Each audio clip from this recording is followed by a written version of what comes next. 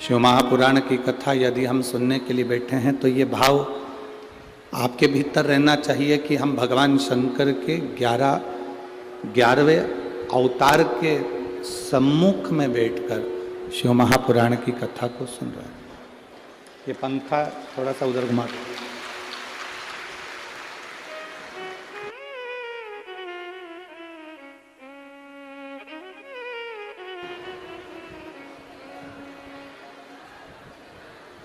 ये वाला घुमा दो।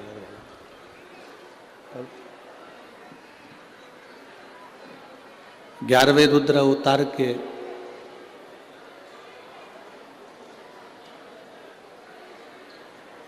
उस पवित्र प्रांगण में भगवान शिव की अविरल भक्ति और मुक्ति का साधन शिव महापुराण की कथा श्रवण करने का सौभाग्य मिला है।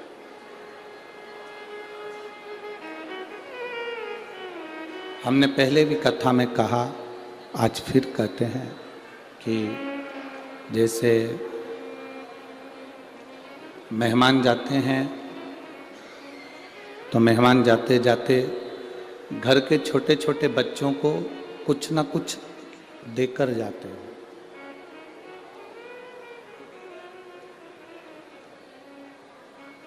मेहमान अगर जा रहे हैं तो घर के छोटे छोटे बच्चों को कुछ देकर जाते हैं।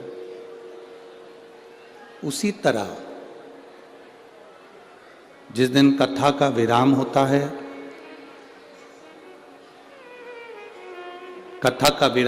है, कथा समापन होती है या शिव महापुराण की कथा पूर्ण होती है, विराम की ओर जाती है,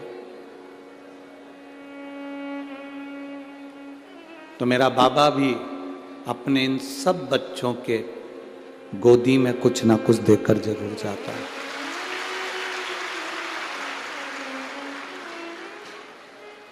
क्योंकि वो जगत का पिता है। कथा के प्रथम दिवस में अपन ने स्मरण करा था कि ब्रह्मा जी ने भगवान विष्णु जी से पूछा था कि आपके पिता कौन है, और भगवान विष्णु ने कह दिया था कि ये मेरे पिता है। भगवान शिव मेरे पिता।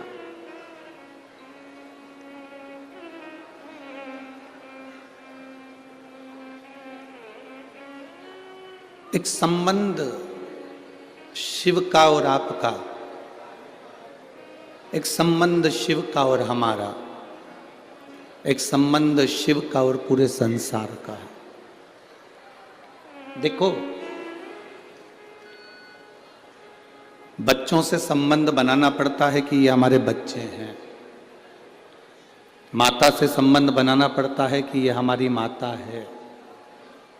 पिता से संबंध बनाना पड़ता है कि ये हमारे पिता हैं। घर में गौ माता रहती है, श्वान रहता है, बिल्ली रहती है, कुत्ता रहता है, जो भी तुम्हारे घर में है, उससे भी हम अपना एक प्रेम भाव का संबंध बनाते हैं कि हमारा पालतू है, हम इसको अपने साथ रखें। मकान से भी हमारा संबंध हो जाता है कि यह मकान हमारा। दुकान से भी एक संबंध हो जाता है कि यह दुकान हमारी है। ये दुनिया के जितने संबंध हैं, मामा, काका, बुआ, चाचा, मकान, जमीन, जायदाद, रिश्ते, नाते, सारे संबंध हमको बनाना पड़ता है। पर दुनिया का केवल एक संबंध ऐसा है जिसको बनाना नहीं पड़ता, वो बना बनाया आता है। वो जीव का परमात्मा से संबंध है जो बना बनाया आता है। उसको कोई बनाता नहीं है, उसको कोई नहीं बनाता। संगीत वाले की आवाज कम करो बाबा। जीव का जो संबंध है, आत्मा और जीव का जो संबंध है, इसको बनाया नहीं जाता, वो बना बनाया। इस संबंध को कोई नहीं बना सकता। जब मृत्यु लोक में हमारा जन्म हुआ, संसार सागर में हम पैदा हुए, संसार सागर में हमारा जन्म हुआ, तब परमात्मा खुद आपको पृथ्वी पर जब जन्म देता है तो अपने ही अंश से प्रकट कर कर भेजता है।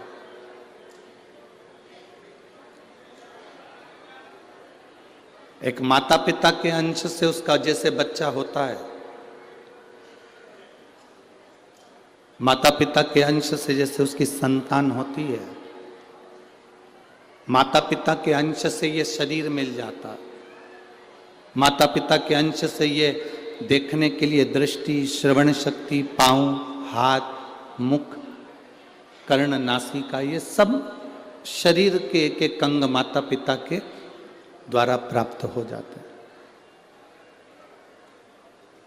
पर ये आत्मा जो है ये माता पिता से नहीं मिली है, ये आत्मा तो परमात्मा उस जीव में खुद देकर भेजता है। अपने पास की कोई कीमती वस्तु वो आत्मा है, वो आपकी आत्मा परमात्मा खुद देकर भेजता है, जो दुनिया में कोई नहीं दे सकता। मरने के बाद कोई प्राण नहीं फूंक सकता।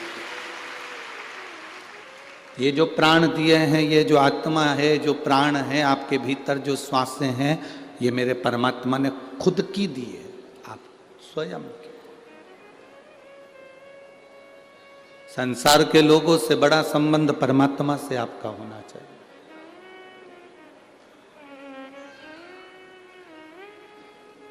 दुनिया में ऐसा कोई व्यक्ति नहीं है जो तुम्हारे काम आएगा, पर तुम्हारी दुख की घड़ी में एक जरूर काम आएगा, तुम्हारा करा गया भगवान का भजन, तुम्हारा किया गया परमात्मा का नाम और शंकर जी पे चढ़ाया गया एक लोटा जल तुम्हारी अंत अवस्था में जरूर काम आएगा।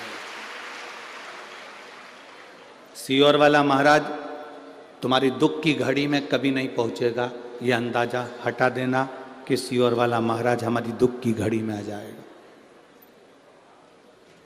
सियोर वाला महाराज तुम्हारी दुख की घड़ी में कभी खड़ा नहीं होगा। महाभारत का चरित्र उठाकर देखना, द्रौपदी का चीर खिंचा रहा है और द्रौपदी धृतराष्ट्र के सामने जाकर कहती है कि तुम मेरे काका ससुर हो। धृतराष्ट्र कहता है मेरी आंखें नहीं है। गांधारी कहती है मेरी आंखों पर पट्टी है। भीष्म पितामह कहते हैं मैं दुर्योधन के घर का अन्न खाया हूं। पति कहते हैं हमने हरा दिया तुझको। रोती रोती द्रौपदी गुरु द्रोणाचार्य के सामने जाकर खड़ी होती है और कहती है कि मैंने आपसे गुरु दीक्षा ली है, आप मेरे गुरु हो। कोई नहीं बचा सकता, कम से कम गुरु तो बचा सकता है। गुरु द्रोणाचार्य ने कहा इस सभा में जितने बैठे हैं कोई तुझे बचाने वाला नहीं होगा। द्रौपदी मैं खुद इस सभा में बैठा हूं, मैं भी तुझे नहीं बचा सकता, पर द्रौपदी एक बात मेरी आज कानों में डाल कर रखना, मैं नहीं बचा पाऊंगा, गुरु नहीं बचा पाएगा, संसार का कोई व्यक्ति नहीं बचा पाएगा, सभा में बैठे हुए कोई तुझे नहीं बचा पाएंगे, पर गुरु ने कहा जो मैंने तेरे कानों में शब्द दिया था, मंत्र दिया था, उस मंत्र का जाप करना प्रारंभ कर, वो तुझे बचा कर ले जाए। वो तुझे बचा सकता है। और अंत समय प्रभु वचन दिया तो आप भी जितने रोड पर बैठे हुए हैं, जितने बाहर बैठे हुए हैं, जितनी दुकानों में बैठे हुए हैं, गाड़ियों पर, दीवालों पर, ट्रैक्टरों पर, टैंकरों पर, जहाँ जहाँ तुम लोग चढ़कर बैठे हो वहीं से बोलो अंत समय प्रभु वचन दिया तो आए ना आए प्रभु कुटुंब अंत समय प्रभु आना पड़ेगा वचन दिया। ये गुरु द्रोणाचार्य का शब्द है, कोई तुम्हारे दुख की घड़ी में नहीं आएगा। ये अंदाजा छोड़ देना कि सियोर वाला महाराज तुम्हारी दुख की घड़ी में खड़ा होगा। तुम्हारी दुख की घड़ी में सियोर वाला महाराज कभी नहीं आएगा।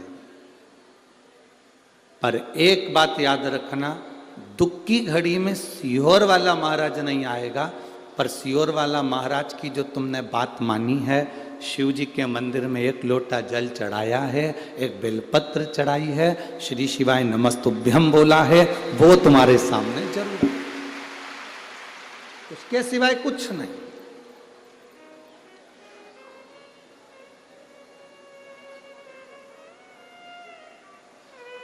ये भ्रम है हमारा कि कोई हमारा साथ देगा, ये भ्रम है हमारा कि कोई हमारा साथ दे जाएगा। केवल वही आता, केवल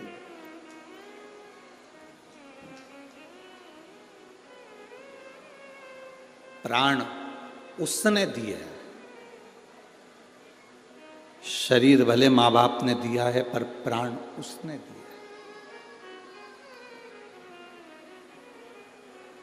जिसने प्राण दिए हैं, उस प्राण की रक्षा के लिए, शरीर की रक्षा के लिए नहीं, प्राण की रक्षा के लिए जिसने प्राण दिए हैं, उस प्राणनाथ को पुकारोगे तो वो प्राण की रक्षा के लिए आपके नजदीक में आकर खड़ा जरूर होगा, वो आएगा।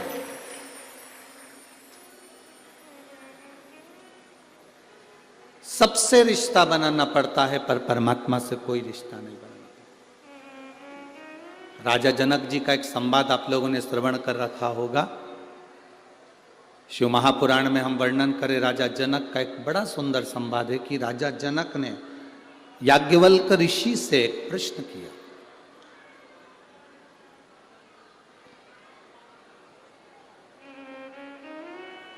बहुत सावधानी से आज की कथा सुनना, क्योंकि विराम दिवस की कथा है। इसमें से कोई निकल कर भी जाए तो उसके पांव पड़ लो, 2 घंटे की कथा, बैठ जाओ, हमें सुनने दो, हमें केवल सुनना है। कुछ नहीं चाहिए बाकी का, कथा का रसतत्व लेकर चलो जाओ। हम तो आपको ना लड्डू दे सकते हैं, ना पेड़ा दे सकते हैं, ना तुम्हारे लिए कोई गाड़ी लगा सकते हैं, ना घोड़ा लगा सकते हैं। हम तो केवल ये कथा बाँचने का बाबा की कृपा से बाँच रहे हैं, वो बचवा रहा है। हनुमान जी महाराज सुन रहे हैं, सरकार ने बुला लिया, महाराज जी ने, हनुमान जी ने महाराज जी को प्रेरणा दी, उन्होंने ये कथा करवाई। आज पूरा ददरहुआ धाम में ऐसा कोई घर नहीं जहाँ पब्लिक ना भरी पड़ी है, भक्त ना। पूरी रात से लगातार गाड़ियां भरा भरा कर आप लोग आ रहे हैं, पूरी रात हो गई है, पूरी रात।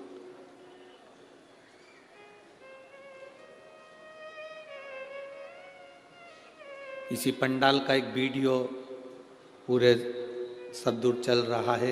एक व्यक्ति पंडाल की ये ऊपर की बाउंड्री पे जो लड़के बैठे हैं, इसी बाउंड्री पर वो अपनी चद्दर बांधकर सो गया, जगह नहीं मिली तो, और रात भर भगवान की कथा के लिए इंतजार करता रहा, रात भर। अब जरा विचार करिए, तुम उसकी प्रतीक्षा कर रहे हो, तुम उसका इंतजार कर रहे हो, अपने दुख को सुनाने के लिए आप बाबा के दरवाजे पर आए हो, तो क्या मेरा बाबा तुम्हारे दुख काटने के लिए तुम्हारे दरवाजे पर नहीं आएगा?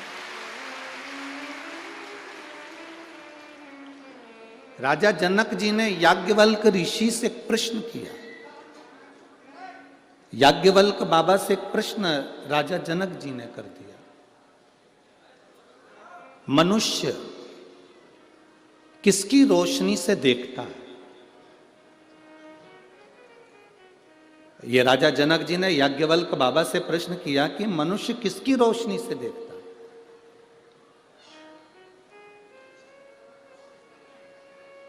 याज्ञवल्क बाबा ने कहा मनुष्य सूर्य की रोशनी से देखता है।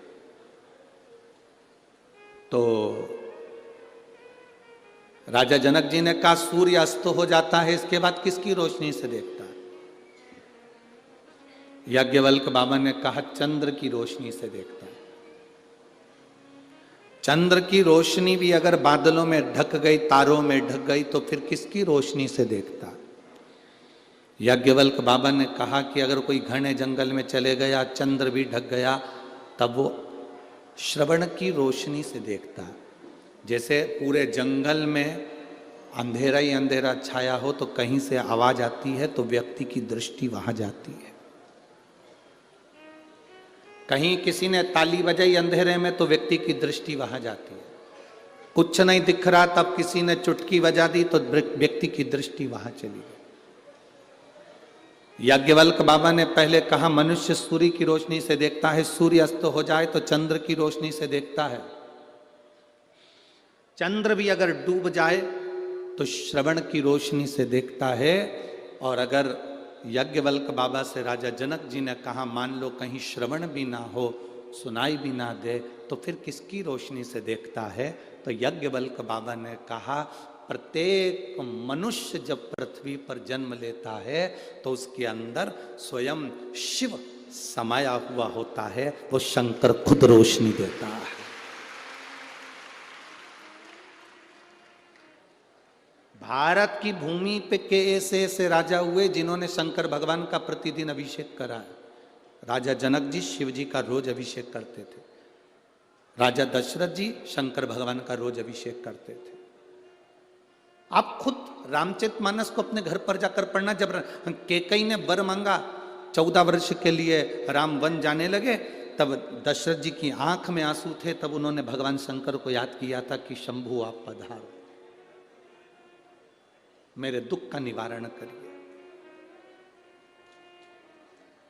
रोज प्रतिदिन देवाधिदेव महादेव का अभिषेक जो करता है, हम आपसे ये नहीं कहते कि आप रोज दूध दही शहद घी लेकर मंदिर में जाओ।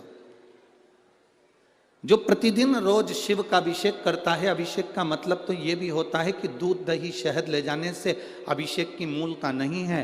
अभिषेक का मतलब ये भी है कि आप अपने घर से अगर एक लोटा जल लेकर शंकर जी के मंदिर में पहुंचे हो तो वो भी अभिषेक से कम नहीं है। प्रतिदिन बाबा का अभिषेक है, वो प्रतिदिन बाबा का अभिषेक है।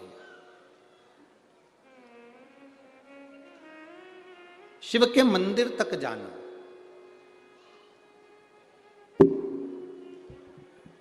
भगवान शंकर के मंदिर तक पहुंचना, भगवान शिव के द्वार तक जाना, भगवान शंकर की चौखट तक पहुंचना।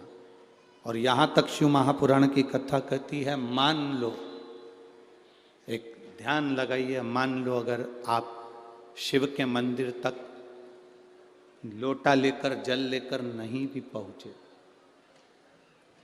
लोटा भर जल लेकर आप शंकर के मंदिर नहीं भी पहुंचे, मान लो शिव के मंदिर आप लोटा भर के जल लेकर नहीं पहुंचे, केवल शंकर के मंदिर के सामने से निकलकर उसको नमन करते हुए, नमन भी नहीं करा, शीश झुका लिया, शीश भी नहीं झुकाया, शिखर को देख लिया, शिखर भी ना देखा, उसके दरवाजे से मुस्कुराकर चले गए, तो वो भी अभिषेक ही है, वो भी अभिषेक। परसों की कथा में अपन ने श्रवण करा था कि मछली आई, रावण जिस शिवलिंग की पूजन करता है, मछली पताल में उस शिवलिंग की फेरी लगाती रहती।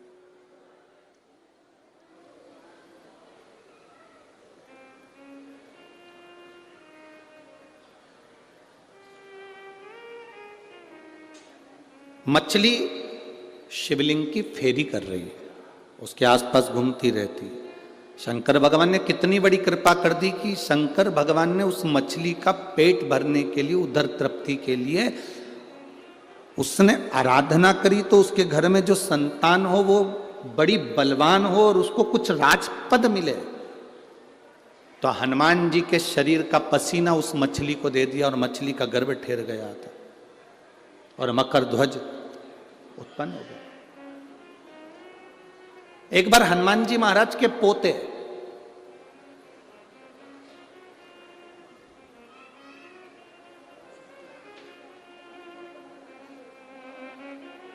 हनुमान जी महाराज के पोते, अब हनुमान जी महाराज के पोते मोरध्वज, मकर ध्वज का बेटा, हनुमान जी महाराज के पोते ने एक बार श्री हनुमान जी महाराज के सामने खड़े होकर एक प्रश्न कर दिया, और जितने बच्चे अपने माँ बाप से प्रश्न नहीं करते, उससे ज्यादा प्रश्न अपने दादाजी से करते हैं। मोरध्वज के दादाजी हैं श्री हनुमान जी महाराज।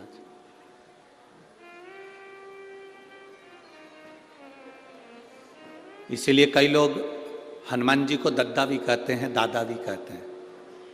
आप लोगों ने सुना है कि नहीं सुना? कई लोग हनुमान जी को कहते हैं भैया दादा की कृपा है, दद्दा की कृपा है, भगवान की कृपा। एक दिन मोरध्वज ने, हनुमान जी के पोते ने हनुमान जी से प्रश्न कर लिया था, मकरध्वज के बेटे ने। मोरध्वज को मालूम पड़ा कि मेरे दादाजी हनुमान जी हैं। मोरध्वज ने मकरध्वज से कहा, पिताजी मुझे मेरे दादाजी से मिलना है। मोरध्वज पूछ कर अपने पिताजी से दादाजी को ढूंढने के लिए निकल गया। अब मोरध्वज को यह नहीं मालूम था कि उसके दादा भगवान राम की भक्ति में कितने लीन रहते हैं, भगवान राम की भक्ति में डूबे रहते। मोरध्वज अपने दादाजी को ढूंढने के लिए निकला और ढूंढते ढूंढते ढूंढते ढूंढते मोरध्वज थक गया। हनुमान जी नहीं मिले, दादाजी नहीं मिले। तब आखिरी में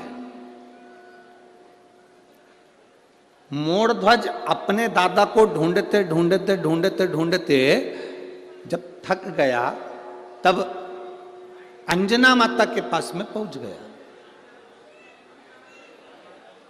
और उसको नहीं मालूम था कि ये मेरी परदादी हैं जिनके पास में मैं पहुंचा हूं। पर अंजना माता ने मोरध्वज को पहचान लिया। बड़ा सुंदर उसका स्वरूप था, बड़ा सुंदर, बहुत सुंदर उसका स्वरूप। मेरी जीजियों,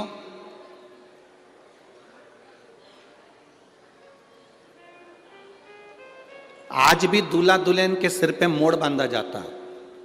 आपके इधर बांधते कि नहीं बांधते वो हमको नहीं मालूम, बांधते हैं इधर पर। वो दूल्हे के सिर पर भी बांधते हैं और दुल्हन के सिर पर भी बांधते हैं। ये मोड़ जो दूल्हा दुल्हन के सिर पर बांधा जाता है, इस मोड़ का मतलब होता है कि तुम्हारी जिंदगी में अब शादी होने के बाद एक अलग से मोड़ आने वाला है, और उस मोड़ के आने पर तुम संभल कर चलना तो तुम्हारी जिंदगी सार्थक हो। हमारे यहां मोड़ का विसर्जन भी बड़े अच्छे से करा जाता है। किसी कुएं में या खड्डे में मोड़ को नहीं डाला जाता, पवित्र नदी के अंदर मोड़ का विसर्जन किया जाता। हमको तो लगता है यहाँ के लोग, तो मुझे लगता है कि आपके नज़दीक की जो पवित्र नदी हो, आप लोग उसी में विसर्जन करते हैं। जैसे चंबल माता में ले जाकर विसर्जन कर देते होंगे, करते हैं आप लोग, जाते हो मोड़ विसर्जन करने के लिए। तो दूल्हा दुल्हन के सिर पर मोड़ बांधा जाता है, जो हमारी एक जिंदगी में भी अविरलता का मोड़ उत्पन्न कर देता है, सुख अनुभव करा देता है। और मोड़ का काम क्या है कि वो विजयता भी देता है। अब मकरध्वज का पुत्र मोरध्वज, मोरध्वज ने हनुमान जी को ढूंढना चाहा, नहीं मिले। ढूंढते ढूंढते ढूंढते ढूंढते मोरध्वज आखिरी में माता अंजना के पास पहुंच गए। पर दादी थी अंजना माता, पर दादी। पूछा, दादी मां, मां, ए दादी मां। दादी मां तुरंत अंजना माता ने पूछा, क्या बात है, क्या होगा? मुझे श्री हनुमान जी महाराज मेरे दादाजी का दर्शन करना है। जैसे ही मोरध्वज के मुंह से सुना कि दादाजी का दर्शन करना है, तू दादा कैसे कह सकता है? कहा, मैं मकरध्वज का बेटा हूं और मकरध्वज के पिता हनुमान जी हैं। अंजना माता ने कहा, तो फिर तेरे पिताजी की माता मैं हूं। क्या चाहता है बोल? मुझे मेरे दादाजी का दर्शन करना है। शायद शिव महापुराण की कथा कहती है कि दुनिया की प्रत्येक दादी अपने बच्चे को श्रेष्ठ संस्कार देती है। ये अंजना माता ने अपने पोते को संस्कार दिए थे, पर पोते को संस्कार दिए थे, तो आज भी दादियां अपने अपने पोते को संस्कार देती है।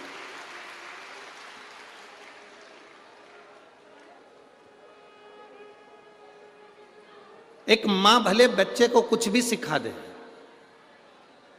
एक पिता भले अपने बच्चे को कुछ भी सिखा दे, पर जो घर की बुजुर्ग दादी होती है, जो घर की बूढ़ी मां होती है, वो बच्चे को श्रेष्ठ संस्कार देती है।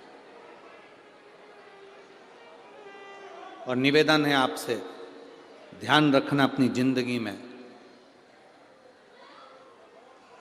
बच्चों को कार दिलाओ ना दिलाओ, बच्चों को प्रॉपर्टी दिलाओ ना दिलाओ, बच्चों को गाड़ी दिलाओ ना दिलाओ, बच्चों को कार दिलाओ ना दिलाओ, पर शिव महापुराण की कथा कहती है कि बच्चों को संस्कार जरूर दिलाना, जिससे तुम्हारी जिंदगी सार्थक हो सके, तुम्हारा जीवन सुखमय हो सके, तुम्हारी जिंदगी में सार्थकता उत्पन्न हो सके, तुम्हारा जीवन सार्थक हो सके।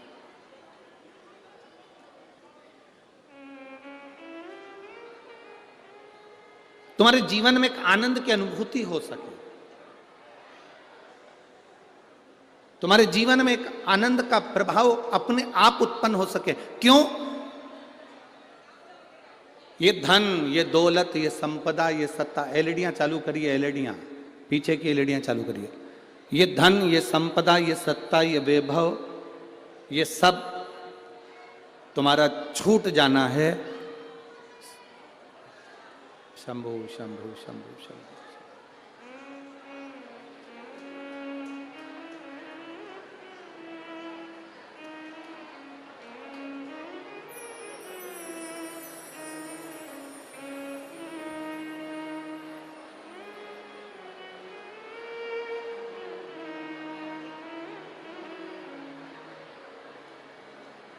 शंभो शरणे मांगू घड़ी रे घड़ी, दुख काटो दया कर दर्शन। ओ शंभो शरणे मांगू घड़ी रे दुख काटो दया करी दर्शन। तुम्हारी धन, तुम्हारी दौलत, तुम्हारी संपदा, तुम्हारी सत्ता, तुम्हारा वैभव, ये तुम्हारे काम आए ना आए, पर इतना जरूर ध्यान रखना, अपने बच्चों में जो तुम संस्कार दोगे, वो संस्कार तुम्हारे मरते दम तक तुम्हारे काम आएंगे। ये निश्चित है, आखिरी तक चलने वाला वो संस्कार अपने बच्चों को दो, आखिरी तक चलने वाला, अंत तक।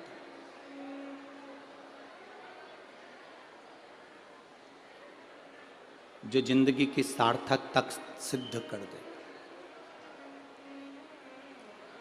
संसार में जन्मा हुआ प्रत्येक मनुष्य, संसार में जन्म लेने वाला प्रत्येक मानव,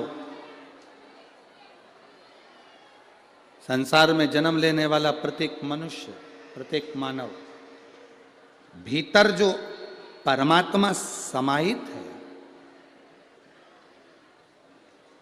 भीतर जो शिव तत्व आपके समाहित है, उससे वो परमात्मा का दर्शन कर सकता है। अच्छा एक बात बताओ, जब ज़्यादा बीमारी हो जाती है, वेंटिलेटर पर पटक देते हैं, और वेंटिलेटर पर पटकने के बाद फिर डॉक्टर एक बात कह देता है, हम पूरी कोशिश कर रहे हैं। बोलो री जी, सही बात है ना? डॉक्टर क्या कहता है? हम पूरी कोशिश कर रहे हैं, पूरी कोशिश हम कर रहे हैं, सारी कोशिश हम कर रहे हैं, पूरी कोशिश हम कर रहे हैं, पर अब जो है कि हमारे हाथ में कुछ भी नहीं है। अब किसके हाथ में है? अब उसके हाथ में। मतलब डॉक्टर को भी मालूम है कि एक और डॉक्टर बैठा हुआ है, वो डॉक्टर जो बैठा है वो अलग से इलाज कर देता है, और कैसे इलाज करता है ये किसी को नहीं मालूम पड़ पाता, वो निहाल कर देता। एक और बैठा,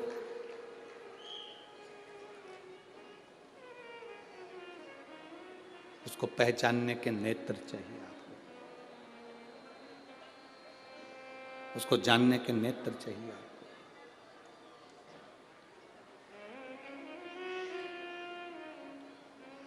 और खाली ना जाता कोई दर से तुम्हारे, खाली न जाता कोई दर से तुम्हारे, मैं भी खड़ा हूँ बाहें पसार, मैं भी खड़ा हूँ बाहें पसार, अपने हृदय लगा लो गिरा जा रहा हो, उठा लो भोले अपने दर से, अब तो न टालो गिरी जा रही हो, उठा लो। जिस दिन हम जान गए, शिव तत्व को पहचान गए। देखो आज के जमाने में आदमी कायदे के व्यक्ति को अपने पास में नहीं रखता। जो तुमको कायदा बताए, जो तुमको सही ढंग बताए, जो तुम्हें सही तरह से जीना सिखाए, जो तुम्हें सही मार्ग बताए, जो तुम्हें सत्य मार्ग की ओर लेकर जाए, आज के जमाने के व्यक्ति को वो अच्छा नहीं लगता। आज के जमाने का व्यक्ति कायदे के व्यक्ति को साथ नहीं रखता, फायदे के व्यक्ति को साथ रखता। कौन से व्यक्ति को साथ रखता है? जम के बोलो जरा। फायदे वाला व्यक्ति। किस व्यक्ति से हमको कितना फायदा मिल रहा है, इसने मेरे लिए क्या करा, मतलब मेरे लिए फायदेमंद है तो इसको रख लो, ये मेरा काम संभाल रहा है तो इसको रख लो, इसने ये काम करा तो इसको रख लो, इसने ये किया तो इसको रख लो। कायदे का व्यक्ति किसी को पसंद नहीं आता, फायदे का व्यक्ति सबको पसंद आता है। और वो फायदे का व्यक्ति एक दिन ऐसी चोट करके जाता है कि दूसरी बार तुम उसका मुंडा नहीं देखते।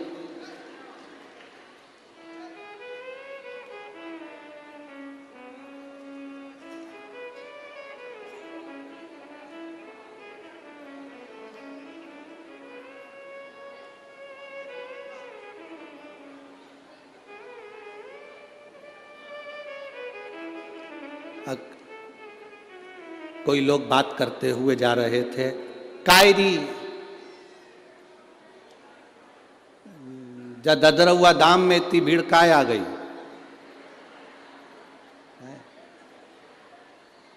कछु मिल रहा है का? तो एक छोटा सा लड़का पास में से निकल कर जा रहा था, वो कह रहा था यहाँ कुछ नहीं मिल रहा, तुम ये मत सोचो कि यहाँ कोई फायदे की चीज मिलेगी। उस बच्चे ने कहा यहाँ केवल एक कायदे की चीज मिलेगी कि तुम्हें जीने का तरीका आ जाए।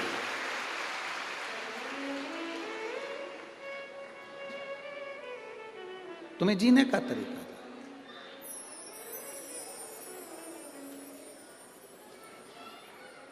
हम भिखारी को रोटी देते हैं, आप लोग देते हो कि नहीं देते हो? जम के तो बोलो, देते हो? ऐसा कोई, जितने लोग आस्था चैनल पर कथा सुन रहे हैं, जितने फेसबुक यूट्यूब पर कथा सुन रहे हैं, और जितने लाखों की संख्या में इस प्रांगण के अंदर ददरुआ धाम में कथा सुन रहे हैं, आप सब भिखारी को रोटी देते हो, किसी को पैसा देते हो, किसी को रोटी देते हो, पर शिव महापुराण की कथा कहती है, शंकर जी की कथा कहती है, भिखारी को रोटी खिलाओ, मना नहीं है। भिखारी को रोटी दो, मना नहीं है, पर शिव महापुराण की कथा कहती है भिखारी को कब तक भिखारी रखोगे?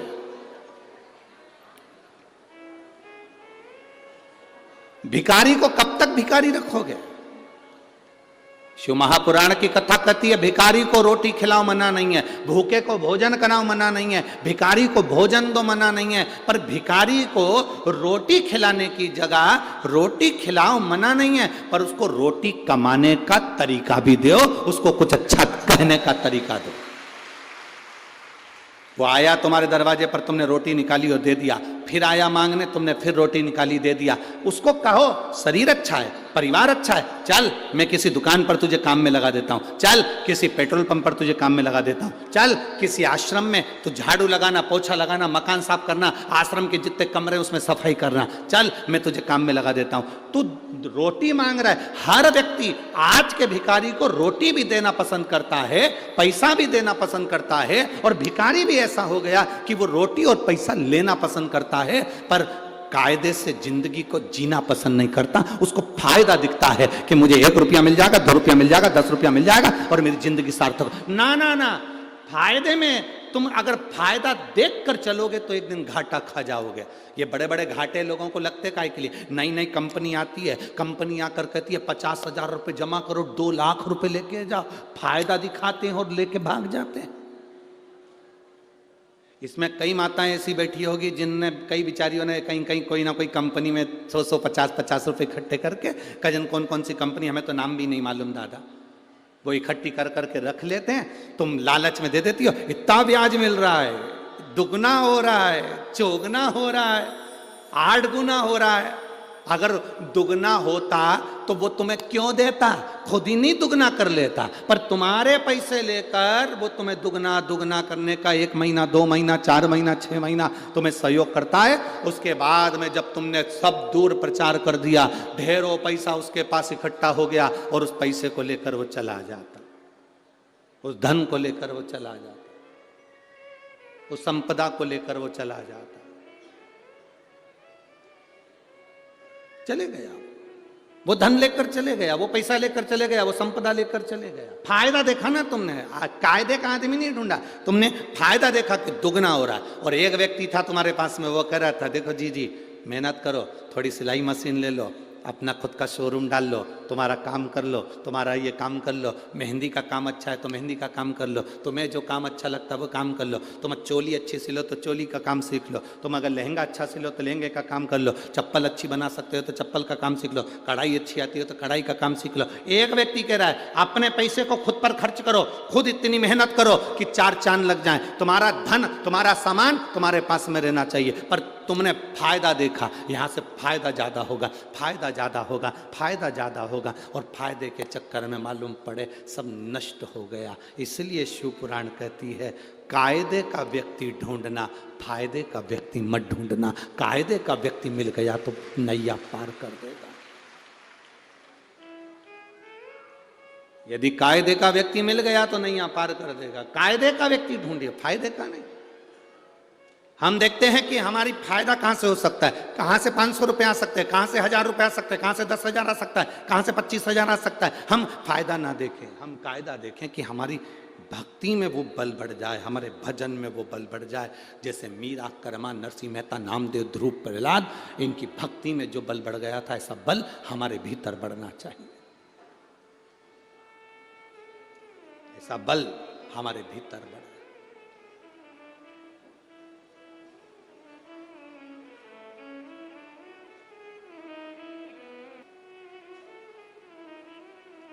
शिव महापुराण की कथा कहती है तारकासुर ने मृत्यु मांगी भगवान से, मृत्यु, और तारकासुर ने भगवान से मृत्यु मांगी तो मांगा ये कि मैं शंकर जी के पुत्र के द्वारा मरूं। थोड़ा इधर घुमा दे उसको। मृत्यु मांगी,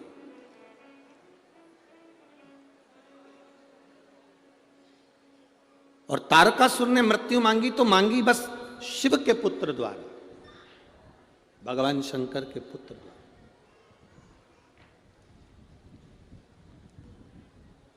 उन्होंने और मृत्यु मांगने का केवल एक साधन जो लिया वो भगवान शंकर के पुत्र। क्यों शंकर जी के पुत्र द्वारा? क्यों? असुर था, राक्षस था, अगर मौत मांगना ही थी तो कुछ और मांग लेता। शंकर जी के पुत्र को इसलिए मांग रहा है क्योंकि शंकर जी को वो स्नेह करता है, शिव की भक्ति में डूबता है। सरल है शंकर, अड़भंगे हैं शंकर, सहज है शंकर, एकदम सिंपल, एकदम सिंपल, एकदम सरल। मांगा, और मांगा तो क्या मांगा कि मुझे शंकर भगवान का पुत्र मारे, मुझे शिव का पुत्र मारे। क्यों? क्योंकि वो चाहता था भगवान शंकर की शादी हो जाए। शादी हो जाएगी तो बच्चे होंगे ना, विवाह हो जाए उनके और शादी होगी, बच्चा होगा। वो चाहता है मेरे मरने से पहले मेरे बाबा देवादिदेव महादेव का जो परिवार है वो पूर्ण बैठे, पूर्ण। अगर आज शंकर भगवान के शिवालय में, शिव मंदिर के अंदर पार्वती जी बैठी हुई दिखती हैं, शिवालय के अंदर कार्तिकेय बैठे हुए दिखते हैं, शिवालय के अंदर गणेश जी बैठे हुए दिखते हैं, शिवालय के अंदर शंकर भगवान बैठे हुए दिखते हैं, शिवालय के अंदर नंदी बैठा हुआ दिखता है, तो यह विश्वास मानकर चलना इनको बिठाने वाला कोई दूसरा नहीं था, तारकासुर था। अगर वो नहीं मांगता तो कार्तिकेय नहीं आते, वो नहीं मांगता तो गणेश जी नहीं आते, वो नहीं मांगता तो पार्वती जी के साथ शिव जी का विवाह नहीं होता। उसने मांगा इसलिए पार्वती के साथ शिव जी का विवाह हुआ। उन्होंने मांगा इसलिए विवाह संपन्न हुआ, इसलिए विवाह संपन्न हुआ। उन्होंने मांगा इसलिए वो मिला है। वो मांगते नहीं तो ये कार्तिकेय आता भी नहीं, ये गणेश जी आते भी नहीं।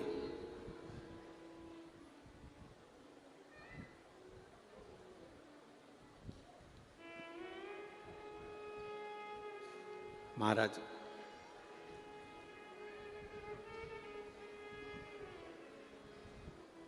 तारकासुर के प्राण चले गए।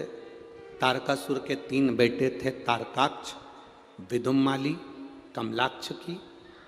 तीनों ने 3 पुरियां बसा ली थी और उन 3 पुरियों के राजा बनकर बैठ गए थे।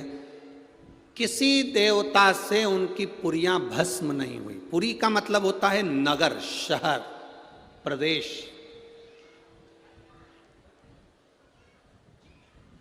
जैसे हम कहते हैं ना जगन्नाथपुरी, द्वारकापुरी, ऐसी पुरियां, काशीपुरी, कांचीपुरी, अवंतिकापुरी, ऐसी पूरा क्षेत्र, अपना नगर, अपना शहर बसा लिया। अब जब तारकासुर के तीनों बेटों ने अपनी अपनी पुरियों का निर्माण कर लिया, एक बेटे ने मांगा मुझे सोने की पुरी बनाओ, सोने का नगर, एक ने मांगा मुझे चांदी का नगर बसाओ, तीसरे ने कहा मुझे लोहे का नगर बसाओ। 3 नगर बस गए, बड़े बड़े नगर।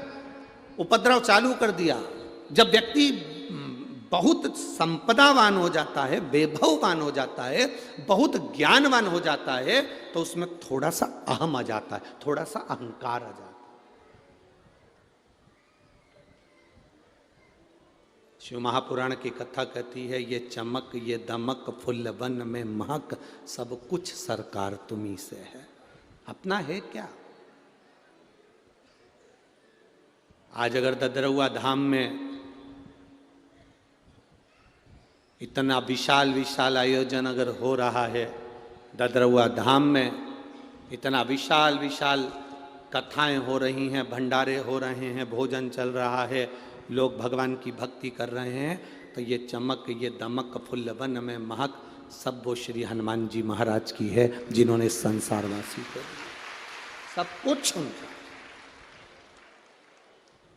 और इस ददरउआ धाम में विराजमान होने वाले चाहे महाराज जी के गुरु जी हों, जिनका ये वर्ष चल रहा है, जिसका ये आयोजन चल रहा है, CFPA उत्सव चल रहा है, चाहे महाराज जी हों, चाहे उनके दादा गुरु हों, चाहे उनके गुरु हों, जिन्होंने भजन किया, भक्ति करी, उसका फल है, उसका फल। हमने पहले दिन की कथा जब चालू करी थी तो हमने श्री अखिलेश तिवारी जी, जो यहाँ के यजमान बने हैं, गुरु जी के कृपा पात्र, तो हमने उनसे कहा था शिव महापुराण के यजमान बनने के लिए लोग, महाराज जी 2027 तक लाइन लगाकर खड़े हुए हैं। ये तो महाराज जी की कृपा थी जो अखिलेश तिवारी जी आपको ये यजमान पद मिला। ये गुरु की कृपा हुई तो मिल गया, गुरु की कृपा।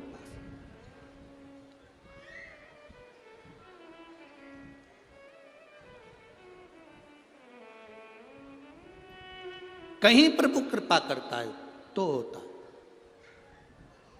महाराज 2027-2028 तक के लाइन लगी हुई है शिव महापुराण की, केवल कथा का रसतत्व ग्रहण करने के,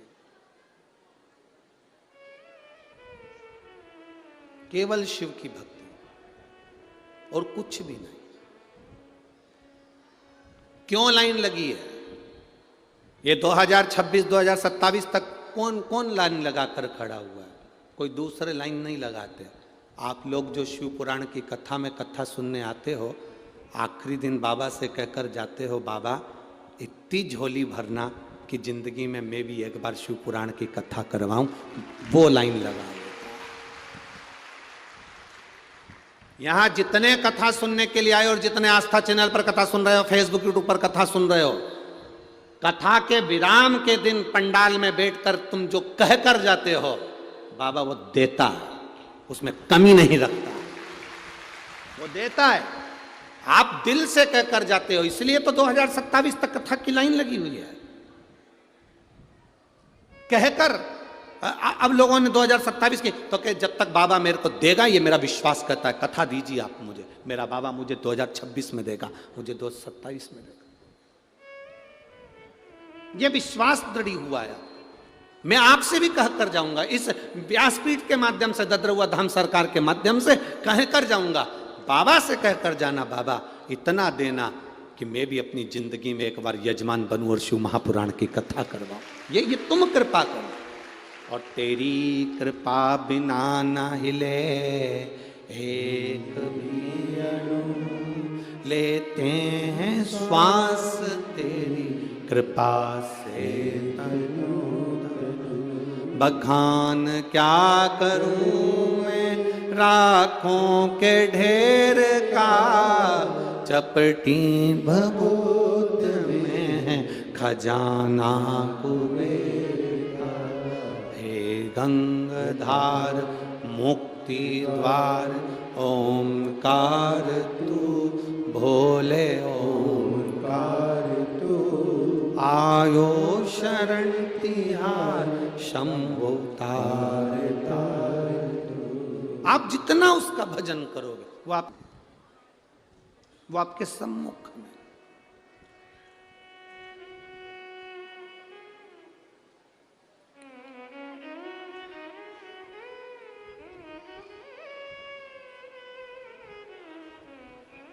कई लोगों को गलतफहमी हो जाती है, कई बार प्रशासन को भी ऐसा हो जाता है कि आखिरी दिन की कथा सुबह 9 बजे है, 8 बजे है, इतनी जल्दी कौन आएगा, कौन पहुंचेगा।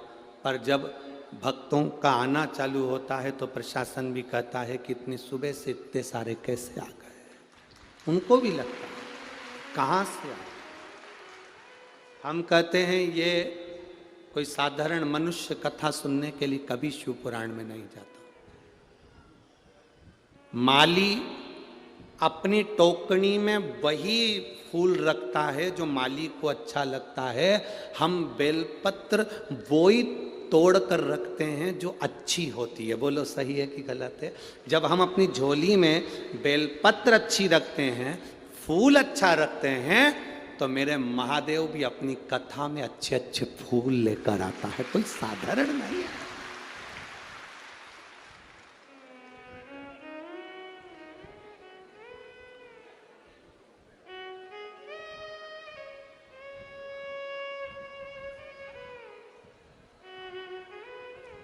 तुम सब श्रेष्ठ फूल हो जो मेरे शिव ने अपने करीब में रखाया, मेरे शंकर अपने पास रखे। तारकासुर के 3 बेटों ने 3 पुरियां बनाई, 3 पुरी का राज्य स्थापित करा। धन आ गया, वैभव आ गया, सत्ता आ गई। तो बहुत सारा धन आने पर, बहुत सारा धन आने पर, बहुत सारी सत्ता आने पर क्रोध करा, अपशब्द कहा, ताने दिए, लोगों को मारना पीटना चालू कर दिया। बहुत अपशब्द, बहुत ताने, बहुत आड़ा टेढ़ा। मैं इस भिंड जिले की ददरुआ क्षेत्र में जितनी पुलिस बल लगी है और जितने यहाँ के collector, SP, SSP, DSP, commissioner, TI, constable जितने भी लगे हैं, मैं इनको बहुत बहुत धन्यवाद देता हूं। आप लोगों ने ये 5 दिन की कथा इतनी सुंदर संभाली। 5 दिन की कथा इतनी सुंदर संभाली कि किसी व्यक्ति से कोई अपशब्द नहीं, कोई आड़ी टेढ़ी बात नहीं, कोई ताना नहीं, कोई विवाद नहीं, कोई फालतू बात। और अपने दिल पर हाथ रखकर देखना, आप और कथाओं का स्मरण करना, उस कथा में आपको टेंशन रह सकता है, बहुत चिंता रह सकती है, दिन भर खड़े रहना पड़ सकता हो, पर शंकर की कथा में कोई चिंता करने की जरूरत नहीं पड़ती। अलमस्त होकर जहां जगह मिले आप भी कथा सुन सकते, आप भी कथा सुनो। हम प्रशासनिक अधिकारियों से भी कहते हैं कि आपको खड़े रहने की ज्यादा जरूरत नहीं, आप तो कथा का लाभ ले लो। ड्यूटी हो रही है अपनी जगह पर, सब चलता है, पर भगवान की ये कथा बार बार नहीं।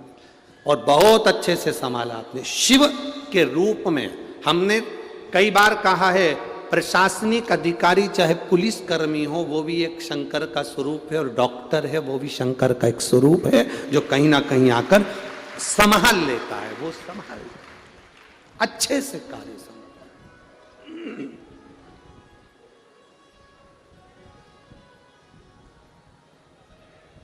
आप शिव भक्ति को करो, शिव आपको टेंशन से मुक्त कर देता है।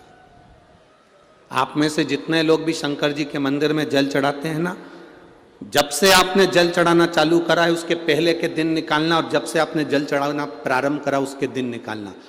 पहले जब जल चढ़ाते नहीं थे, जब मंदिर नहीं जाते थे, शंकर के मंदिर में जल नहीं चढ़ाते थे, वो दिन निकाल कर देखना कितने टेंशन के दिन निकलते थे। रोज कुछ ना कुछ विवाद, क्लेश, अपशब्द, कहीं पैसे की दिक्कत, कहीं कोई दिक्कत। जब से महादेव को आपने जल चढ़ाना प्रारंभ करा उसके बाद के दिन निकाल कर देखिए, आपको मालूम पड़ जाएगा कि आपका जीवन क्या है। आपका जीवन क्या है आपको मालूम पड़ेगा कि शिव को जल चढ़ाने का लाभ क्या है, शंकर के मंदिर जाने का लाभ क्या है, शिव की स्तुति करने का लाभ क्या है, शंकर का गुणगान करने का लाभ क्या है, शंकर की भक्ति में डूबने का लाभ क्या है, शंकर की शिव महापुराण की कथा का रसतत्व ग्रहण करने का लाभ क्या है। उसका एक तत्व आपके भीतर समाहित होगा।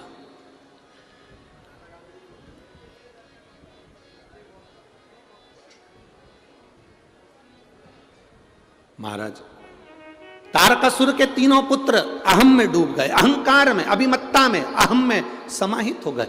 अहंकार से परे हो जाओ, बिल्कुल छोड़ दो अहंकार। जितना अहम छोड़ सकते उतना छोड़ दो। अहम क्या है?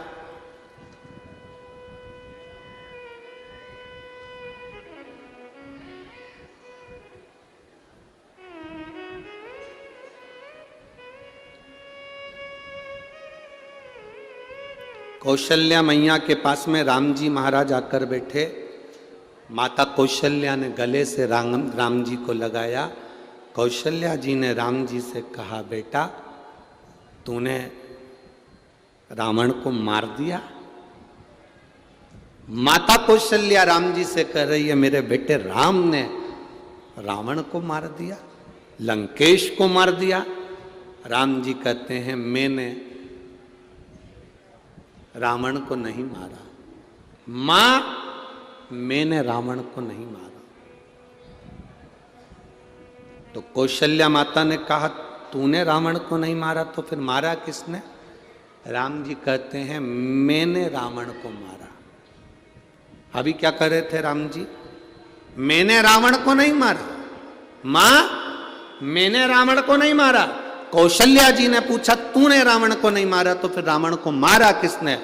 तो राम जी कहते हैं, मैंने रावण को मारा। मां पूछती है, अभी तो तू कह रहा था कि मैंने रावण को नहीं मारा, अब तू कह रहा है कि मैंने रावण को मारा, ये कैसी बात है राम? राम कहते हैं, मां, राम ने रावण को नहीं मारा, रावण को उसके मैं मतलब अहंकार, अहंकार ने रावण को मार दिया। कभी मत कहो कि मैंने कुछ करा, ना ना ना, करते हो मेरे बाबा, मेरा नाम हो रहा है, प्रभु आपकी कृपा से सब काम हो रहा है, मैं नहीं कर सकता कुछ। शिव महापुराण की कथा में स्वयं तुम रुका जी चंचुला देवी को शिव महापुराण की कथा सुनाते हैं। चंचुला का पति बिंदुक प्रेत योनि में पड़ा हुआ है। तुम रुका जी जब कथा सुनाने के लिए बैठे, देवाधिदेव महादेव ने कहा तुम रुका जी मैं यजमान बनाऊं। शंकर पार्वती शिव महापुराण के यजमान थे। ईश्वर जी गोरा जी बनकर कथा सुन रहे थे। शंकर पार्वती ने कहा तुम रुका जी मैं यजमान बना हूं, तुम कथा कहना प्रारंभ करो। तुम रुका जी ने हाथ जोड़कर कहा शिव महापुराण की कथा मैं बांट सकूं, ये मेरी सामर्थ्यता नहीं है। कोई दूसरी पुराण होती तो मैं बांट सकता था, पर शिव पुराण की कथा मैं कभी नहीं बांट सकता। शिव महापुराण की कथा कौन बांचेगा? शंकर भगवान से तुम रुका जी ने कहा कथा आपको बांचना पड़ेगी। शंकर जी कहने लगे फिर सुनेगा कौन? तुम रुका जी कहते कथा आपको सुनना पड़ेगी। शिव महापुराण की कथा करवाएगा कौन? क्योंकि चंचुला देवी तो बेधव्य है, ये कैसे करवा सकती है? तो कथा करवाओगे भी आप, सुनोगे भी आप और बांचोगे भी आप, कोई दूसरा नहीं बांट सकता। शिव महापुराण की कथा बांचने वाला भी शंकर है, सुनने वाला भी शंकर है और कराने वाला भी शंकर है। उसके सिवा कोई नहीं करा सकता।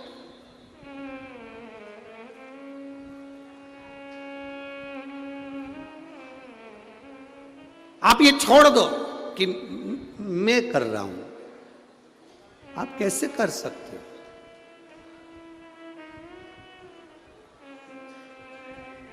कई माताएं बड़े गुस्से में कह देती है वो तो मैं जिंदा हूं ना इसलिए सब काम हो रहा है, जिस दिन मर गई ना आटे दाल का भाव मालूम पड़ जाएगा। ये जितनी जितनी बूढ़ी बूढ़ी माताएं होती है ना बहुत अकड़ में कहती हैं वो तो मैं हूं ना इसलिए ये दिवाली पे गुजिया पपड़िया बन रहा है, जिस दिन मैं मर गई ना उस दिन आटे दाल का भाव मालूम पड़ जाएगा। तो जो डोकरी तुमसे ऐसा के उससे के आधे घंटे मरी जा, आधा घंटा मर। एक सेठ जी थे वो हमेशा कहते थे मैं मर जाऊंगा तो मेरे पीछे पूरा परिवार मर जाएगा, मेरा परिवार मुझे इतना चाहता है, मेरे घर के लोग मुझे इतना चाहते हैं कि मैं मर गया तो मेरा पूरा परिवार मर जाएगा। एक गुरुजी आ गए, उन गुरुजी ने सेठ जी से कहा को मेरा मेरा करते रहते हो, मेरा परिवार मेरा परिवार, मेरा घर मेरा परिवार, मेरा दुकान मेरी सत्ता मेरा वैभव, मैं मर जाऊंगा तो मेरा परिवार मर जाएगा, क्या तुम्हारे परिवार वाले तुमको इतना चाहते हैं? हाँ, मैं मर गया तो मेरा पूरा परिवार मर जाएगा। गुरुजी ने कहा ले ये एक काम कर कि तू आधे घंटे के लिए पानी पीता पीता लुढ़क जा, मैं सबसे कह दूंगा तुम मर गया, मैं भी तो देखूं कितने मर रहे तेरे साथ। इतने में सेठ जी बोले गुरुजी क्यों फालतू की बात करते हो, जरा सा मुझे कुछ हो जाता है तो मेरी पत्नी रोने बैठ जाती है, छाती पीटने बैठ जाती है, उसकी तो बीपी ऊंचा नीचा हो जाता है, शुगर ऊपर नीचे हो जाती है, चक्कर खा के नीचे गिर जाती है। गुरुजी बोले ऐसा नजारा मैंने आज तक नहीं देखा, मर तो थोड़ा तो गिर, ये तो मैंने आज तक नहीं देखा है ऐसा। मेरा बेटा एक मिनट मुझे देखे बिना नहीं रह सकता, वो मर जाएगा, मेरा पोता पोती मर जाएगा। गुरुजी बोले मैं सब देख लूंगा, तू तो मर, और अगर मेरे परिवार को कुछ हो गया तो गुरुजी बोले उसकी गारंटी मेरी स्टाम्प पे लिखवा ले, तू मर। उसने कहा अगर कुछ हुआ, गुरुजी बोले मर तो बस पानी पीते पीते लुढ़क जा। कितनी देर तक मरूं? बस सांस रोक लेना, मैं डॉक्टर से खिलवा दूंगा ये मर गया। जब तक मैं नहीं बोलूं तब तक उठना मत, आओ देख लेना गुरुजी अगर मेरे परिवार को कुछ हो गया तो तुम जानना। गुरुजी बोले मेरी गारंटी तुम मर। वो पानी पीता पीता लुढ़क गया, सांस रोक ली, डॉक्टर को उन्होंने 100-500 रुपए दिए और कहा बोल दो ये मर गया। डॉक्टर साहब भी वहीं बिठा लिया और कह दो मर गया। डॉक्टर ने कह दिया मर गया। पत्नी खूब धाड़ धाड़ के रोने लगी, पत्नी खूब रोई, नई नई डिजाइन में रोई, खूब अच्छी अच्छी डिजाइन में रोई। रात को मक्का की रोटी खाई थी, सुबह तो आवाज तक नहीं आई, खूब डिजाइन में रो रही।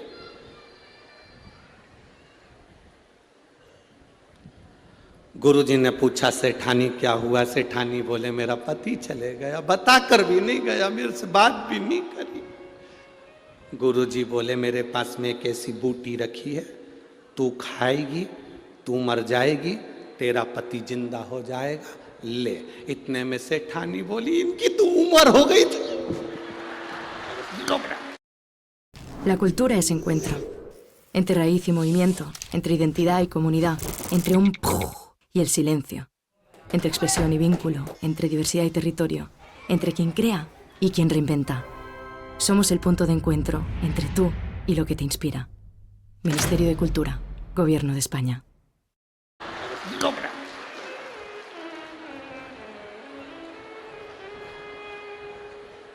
इनकी तो उम्र हो गई थी, इतने में सेठ जी उठने वाले थे। कल तो कह रही थी तुम जवान दिखते हो, क्या कह रही उम्र हो गई। इतने में गुरुजी ने चिमटा खोल दिया, पड़े रहे चुपचाप।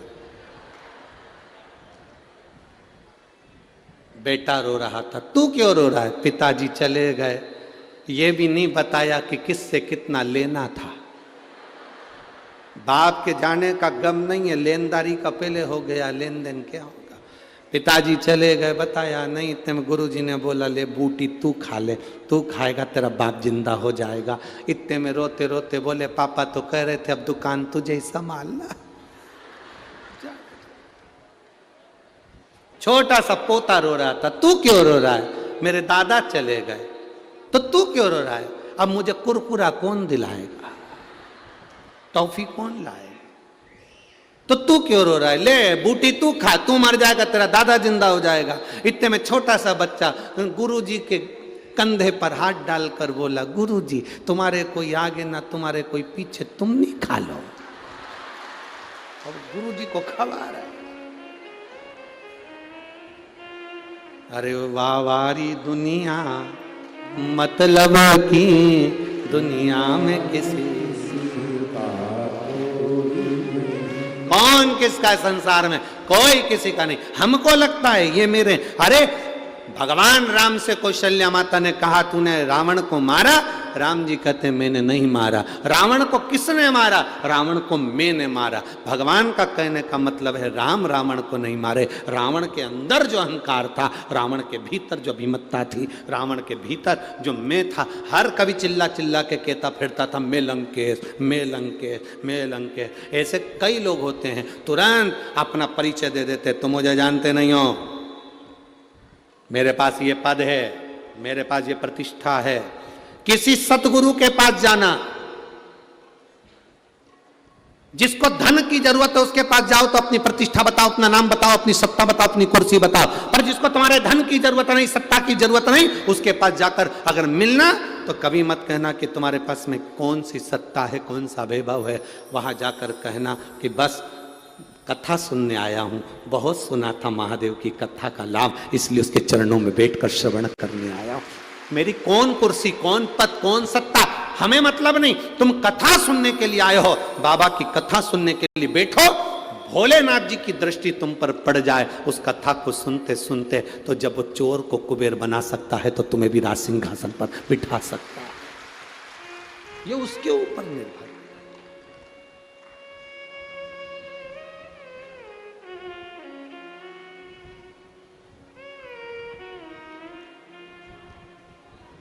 भक्ति के बल को बढ़ाना,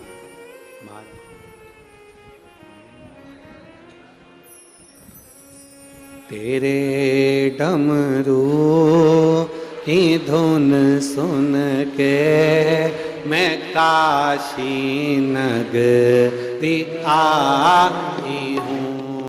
भगवान देवाधिदेव महादेव शिव की कथा कर रही है, ओगरदानी का संवाद कर रहा है। तारकासुर के 3 पुत्र तारकाक्ष, विनुमाली, कमलाक्षकी ने पुरियों का निर्माण कर लिया, पर देवताओं से वो पुरी जलाई नहीं गई। जो उन्होंने नगर बसाया था वो नगर समाप्त करते नहीं बना।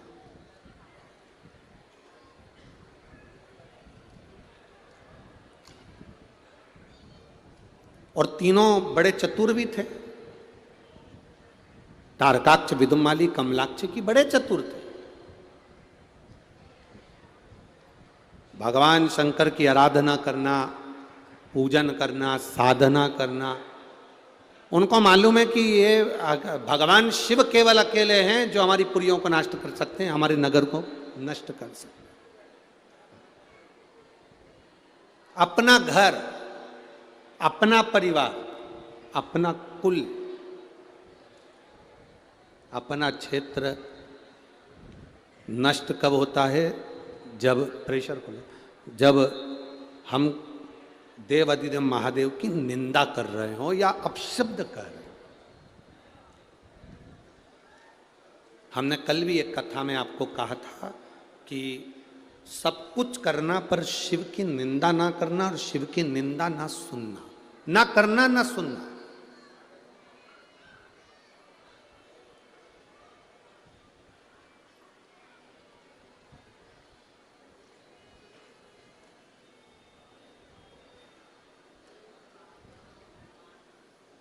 ना हमें निंदा करना है ना हमें निंदा सुनना है।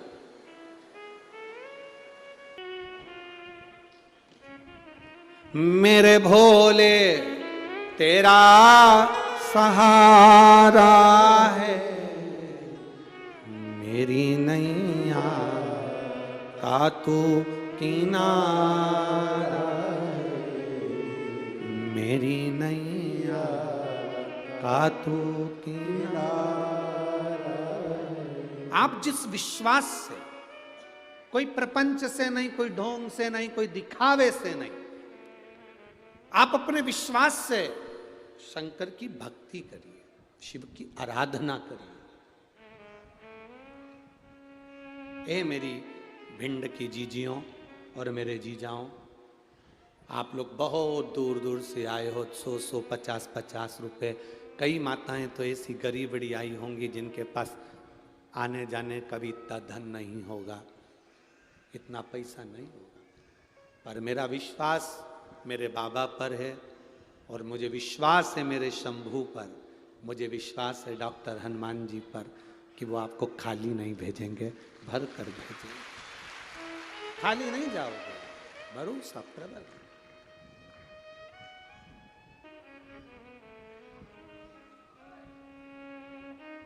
महाराज तारकासुर के तीनों बेटों ने जान लिया शिव की भक्ति करेंगे तो हमारी ये द्वार, हमारी जो पुरियां हैं वो टूटेंगी नहीं, जलेंगी नहीं, भस्म नहीं होंगी।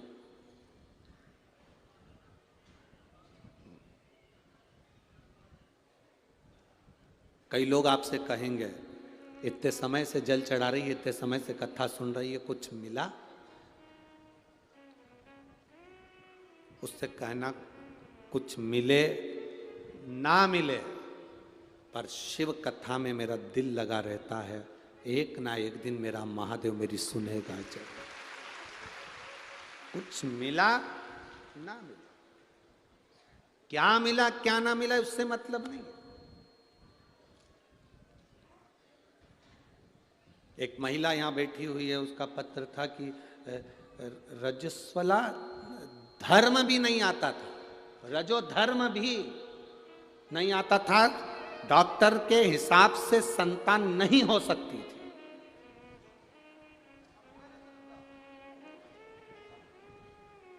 डॉक्टर के हिसाब से संतान नहीं हो सकती। नाश्ते की प्लेट भेजी पर नाश्ता नहीं भेजा है। डॉक्टर के हिसाब से संतान नहीं हो सकती थी। मेरा मोबाइल नंबर यह है, रवि दीपा बाथम, ग्वालियर लगहेड़ी, क्या है ये? हाँ तुम समझ गए ना, बस ठीक है, ठीक है। कहीं बैठी हैं क्या? हाथ हिला सकती हैं अगर कहीं बैठी हो तो। महाराज डॉक्टर के हिसाब से संतान का सुख नहीं हो सकता था, रजो धर्म नहीं, संतान कैसे होगी? पर वास्तव में शिव शिव है गुरुजी, शंकर शंकर है। सब ने मना कर दिया था संतान नहीं होगी। 3 साल 4 साल 5 साल 6 साल 7 साल निकलते चले गए, हमने भी शिव जी को नहीं छोड़ा। आपकी कथा में इतना विश्वास था, शंकर जी को जल चढ़ाती, नंदी के पास बैठकर बेलपत्र खा लेती, बाबा को प्रार्थना करती, ना रजो धर्म आता पर संतान आप दोगे। बाबा की कृपा से मुझे 7 साल के बाद पुत्र की प्राप्ति हुई। ये शिव कृपा है, वो घड़ी है।